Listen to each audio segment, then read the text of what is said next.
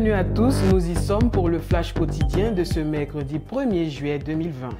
On démarre avec cette information relative au Conseil des ministres extraordinaire tenu ce mardi 30 juin 2020 à Abidjan. À l'issue de ce conseil, le président Alassane Ouattara a instruit tous les ministères concernés à détruire immédiatement toutes les constructions qui obstruent les voies d'eau. Une décision prise au regard des inondations dues aux pluies diluviennes qui tombent sur notre pays et leurs corollaires. Sur la question du délai de destruction, le porte-parole du gouvernement, Sidi Tiemoko Touré, a rassuré qu'il y aurait un minimum de procédures qui seront respectées. Toujours en Conseil des ministres, le gouvernement a adopté un décret portant ratification d'un accord de prêt d'un montant de 188,7 milliards de francs CFA entre l'Association internationale de développement et la République de Côte d'Ivoire en vue du financement du projet d'assainissement et de résilience urbaine PARU.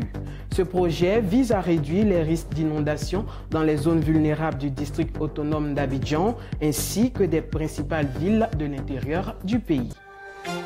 La lutte contre la Covid-19 continue de tisser sa toile. Standard Chartered Bank Côte d'Ivoire a fait un don de 120 millions de francs CFA à UNICEF Côte d'Ivoire dans le cadre des programmes à l'attention des communautés impactées par la pandémie de la Covid-19. Les différentes activités soutenues par ce financement permettront de maintenir le lien pédagogique avec les élèves par la télévision, la radio, les plateformes mobiles et en ligne, tout en veillant à la sûreté des écoles lorsqu'elles rouvriront. Hydrocarbures à présent, le prix du carburant est en hausse de 20 francs CFA pour le mois de juillet 2020 en Côte d'Ivoire, comme arrêté par la Direction générale des hydrocarbures. Le superplomb passe de 580 francs CFA le litre à 600 francs CFA le litre, idem pour le prix du gasoil. Le pétrole lampant, lui, reste inchangé à 555 francs CFA le litre à l'ambiant.